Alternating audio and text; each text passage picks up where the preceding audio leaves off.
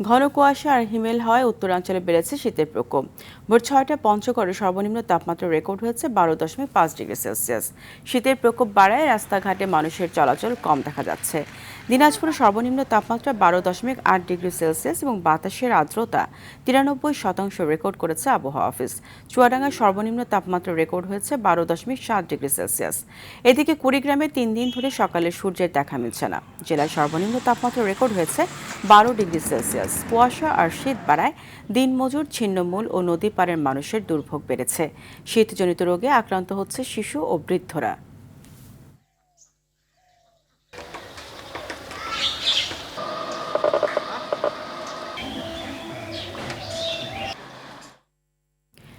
এ নিয়ে আরও জানাতে কুড়িগ্রাম থেকে সরাসরি যুক্ত হচ্ছেন সহকর্মী খন্দকার একরামুল হক সম্রাট।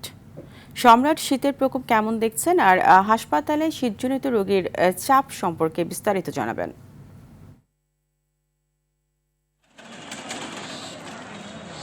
জি ফারিহা, আপনি যেমনটি বলছিলেন, আসলে উত্তরাঞ্চলের জেলা পঞ্চগড়ের পাশাপাশি কুড়িগ্রামে এখন অত্যন্ত ঘন কুয়াশা এবং ঠান্ডার প্রকোপ দেখা দিয়েছে।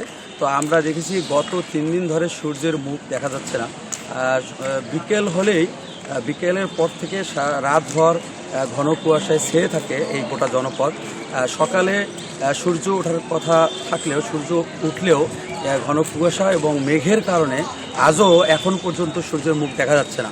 তো আমি এই মুহূর্তে দাঁড়িয়ে আছি ২৫০ শয্যা বিশিষ্ট জেনারেল হাসপাতালে। তো এখানে আমি একটু আগে ঘুরে দেখেছি, খোঁজ নিয়েছি যে গত ২৪ ঘন্টায় এখানে প্রায় অর্ধশতাধিক বিভিন্ন ধরনের শীতজনিত রোগী বিভিন্ন ওয়ার্ডে ভর্তি হয়ে আছেন। বিশেষ করে ডায়রিয়া ওয়ার্ডে নদীর তীরবর্তী জেলা হওয়ার কারণে নদীর পাড়ের যে মানুষজনের অনেক শিশু এবং বৃদ্ধ তারা এখানে ডায়রিয়া ওয়ার্ডে ভর্তি হয়েছেন। ডায়রিয়া ওয়ার্ডে প্রায় ২০ জনের মতো শিশু এবং বৃদ্ধ তারা ভর্তি হয়েছেন। পাশাপাশি নিউমোনিয়া, সর্দি কাশি, জ্বর এবং শ্বাসকষ্টজনিত রোগেও এখানে রোগী ভর্তি রয়েছে। তো আমি এর বাইরে আপনাকে কিন্তু বলতে চাই, কুড়িগ্রামে কনকনে এই ঠান্ডা এবং হিমেল হাওয়া এখানকার শ্রমজীবী ছিন্নমূল মানুষরা অত্যন্ত কাহিল হয়ে পড়েছেন। তারা যে কাজে যাবেন সকালবেলায়, এখন পর্যন্ত অনেক ঠান্ডা হিমেল বাতাস, তারা কাজে বের হওয়ার সাহস পাচ্ছেন না। তারপরেও পেটের দায়ে তাদেরকে কাজে যেতে হচ্ছে। তারা অত্যন্ত কষ্টকর জীবনযাপন করছেন। তো আমরা যদি বলি শীত বস্ত্র যেমন কুড়িগ্রামের মানুষের, শীতার্ত মানুষের জন্য প্রয়োজন, সেটি কিন্তু প্রয়োজনের তুলনায় অপ্রতুল।